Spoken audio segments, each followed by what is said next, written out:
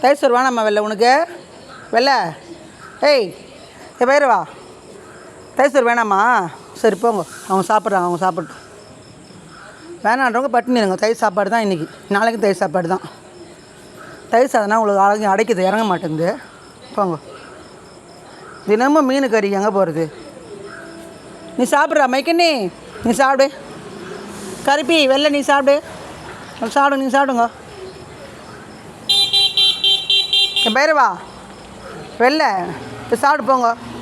குண்டா நீ கூட சாப்பிட்டு உள்ளே போயிட்டு போப்பா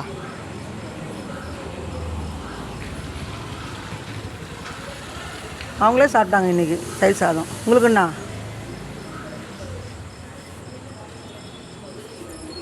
பட்டினி இருங்க போங்க வேறு எதுவும் இல்லை